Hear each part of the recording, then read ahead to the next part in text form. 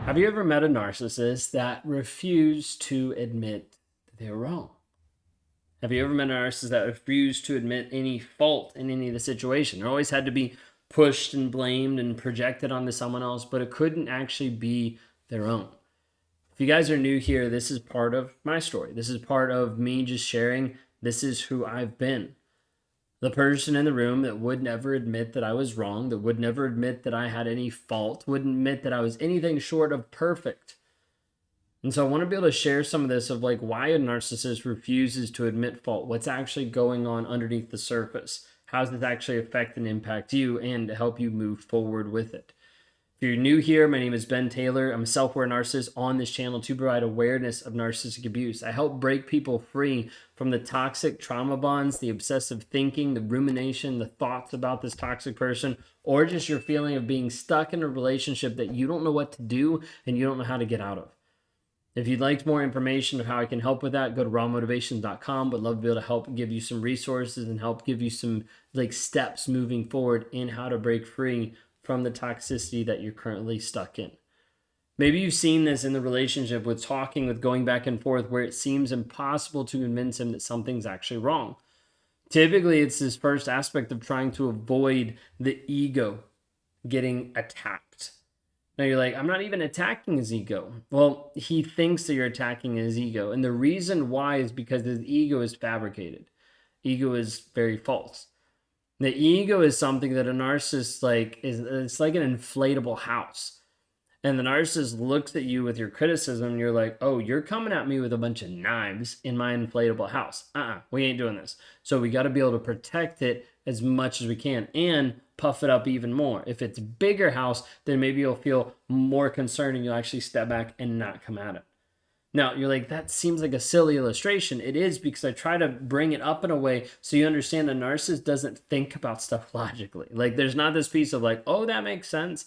No, there's this piece of like, you're looking and thinking about how I'm describing some of this. You're like, I'm not even attacking him. Okay, but a narcissist thinks that. Now, I'm not saying this for you to change up something you're doing. I'm saying this like, you focus on you. Don't even focus on him. Okay, but I'm saying this to help you understand what the thought process is. Have you you try to come up with criticism, you try to come up with exposing their lies, you try to come up with like, hey, I just want you to be honest. And the narcissist is like, oh, you're attacking me. Because it's all this piece of like avoiding the ego getting hurt. Okay, the narcissist fears this aspect of the ego like fracturing, of the ego breaking. It often comes from this deep-rooted fear of like this ego piece of like, this is who I am. This is who I feel like I am. This is who I'm projecting, the mask that I'm putting up there. And you might expose it. You might hurt it. You might break it. Sometimes there's a piece of the narcissist feeling inferior. And sometimes that fits as far as like, okay, I feel inferior because I don't fit into society or I don't fit in the same way with other people. But it's not always necessarily like, oh, I'm jealous because you're such a great person, I want to be like you. Sometimes people get all confused, okay? But when we talk about this piece of the narcissist refusing to admit fault, there's a huge reluctance there because of what it will do to the ego. It will impact me in a negative way if I admit that I'm wrong. So I would just never admit that I was wrong. Like in my relationship with my wife, there was times where I would be in the wrong. Many times that I would be in the wrong, okay? But I would never want to admit it. It would never be something that would even be uttered or come out of my mouth. I wouldn't say I was wrong. I'd say, well, I did this because. I'd say, well, I wouldn't have done this if it wasn't because of you. I would blame it, I would shift it, I would get angry, all these different pieces, but I wouldn't actually say the words, I was wrong. Why? Because that would hurt my ego. That would hurt my entitled sense of self that says I'm a superior, perfect human being that is better than everybody else. Like, that's what it would do. It would hurt the giant ego that couldn't fit into the room because I had so much ego. I wanted to be the perfect person and say that I was a perfect person and believe that I was a perfect person when I was far from the truth. But as a result, I couldn't admit I was wrong. So I would avoid that. Maybe the closest I ever got was I'm less right. Right? Like I had to switch it around in a way to make myself feel better about myself. Think of it this way, like you've had times when you've confronted your partner, you've confronted the narcissist about something that's going on, an oversight, a blunder, something even small, like not huge. But rather than admitting fault, he deflects it, he blames it, he creates a different narrative that protects the perceived superiority. This is what it is. It's like, let me protect the image that I've created. Let me protect this so it doesn't impact my ego, so it doesn't impact me in a negative way.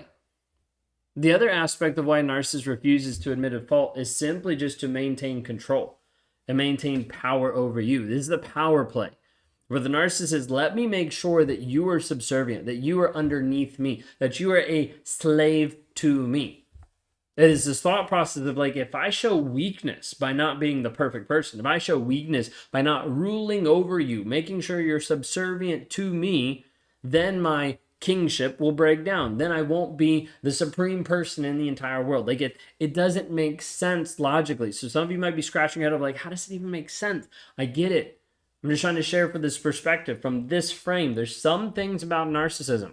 Side note, there's some things about narcissism and there's some things about narcissistic personality disorder that you will never understand in your frame of reference and in your frame of mind because you are not a narcissist.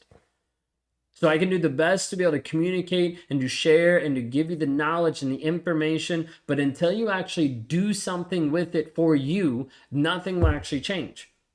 I had to have this like very frank conversation with someone the other day on a one-on-one where they were asking a bunch of questions and I was like, hey, what is it you're actually looking for? Because we can go around this table all day long and I can keep explaining stuff in different ways to help you understand narcissistic personality disorder, but it will not give you the healing. They're a little frustrated with that. And I was like, I can keep doing it. Like, I don't mind giving you the answers, but it won't actually help you heal. And there's like half of you watching this video like, but I need to know, then I can heal. You don't. You don't. This is why stuff like EMDR, EMI, Splunkna, like different therapy methods, like you don't even have to know the actual thing to heal. You don't. But people think, sometimes even out of ego, but people think like if I know, if I can understand, then I'll have the opportunity to heal. The problem is we have so many people that research and understand so much about narcissism, but are not healed. You can find it out there. There's tons of people that could recite all of narcissism back to you, understanding it from the ins and outs, but they still get triggered and don't know what to do. They still spiral out and they still get frustrated. They still obsess about the other person and they're not actually healed. Narcissist wants to keep you under his control. Wants to keep you focused on the things that will not actually help you grow. Wants to keep you focused on him, not actually you. So for a narcissist, it's like, if I make a mistake, if I look bad, I can't admit fault because I'm going to lose some of that power and control over you. I'm going to lose control over the relationship. I'm going to lose the power dynamic that I have in the relationship that keeps you subservient to me. So narcissist is like, can't admit that, can't admit fault, can't admit that something's wrong. Because then that's going to eat away at the authority that I have over you. Because the narcissist is looking at you as an object, an item, a thing for them to be able to have in their life. And so there's this piece of like, you might have narcissist that's faced with being wrong. He's going to flip it around, gaslight you, shifting the blame, all of this to maintain a piece of authority. Like it has to be, I'm still in control.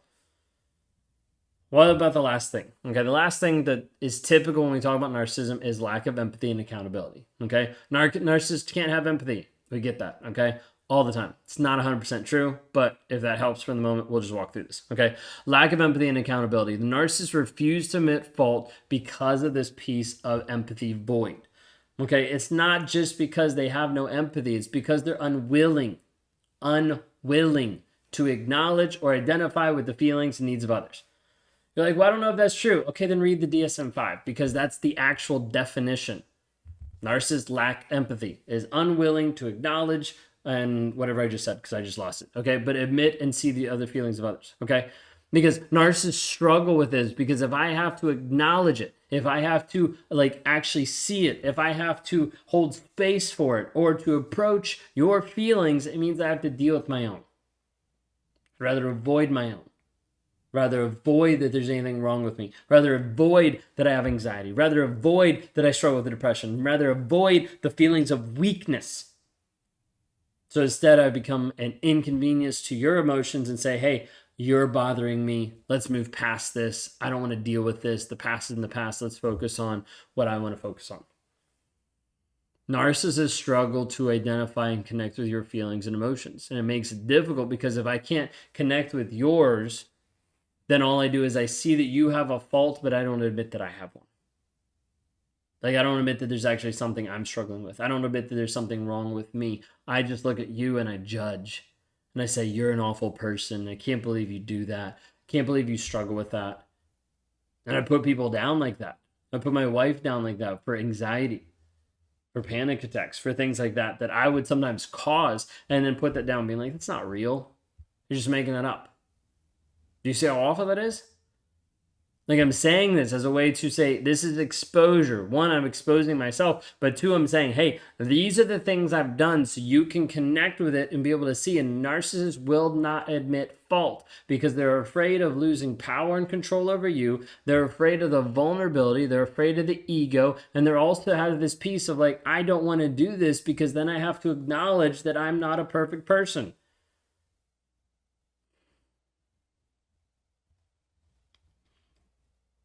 It's time for you to be free. Like, the narcissist is going to keep running you around the mulberry bush over and over and over, not admitting fault. And it might be crucial for you to understand why they don't admit fault, but at the end of the day, it's not going to heal you. It's not going to be the magic, like, piece of the puzzle that makes everything click and makes you feel warm and fuzzy and better inside, because it still has happened. All the shit has still happened to you. You're the only person who can actually change. You're the only person who can actually transform. You're the only person that can actually admit to you being you and what you need to do to work on you, to heal, to grow, to change, to develop, to transform into the person you're actually called to be. That's it. If I can help you with that, I would love to have you join the 45-day clarity challenge. One of the single most things that we've seen consistently when people show all in, they get a lot of healing from it. You can see that at claritychallenge.net, claritychallenge.net. If you want access to me and you want to interact more, we can talk at rawmotivations.com. You can book a one-on-one. Would love to be able to help you move forward. And if you haven't already, hit subscribe to be able to just catch up on some of the videos that we produce every single day, trying to help you understand and help you be free on a daily basis.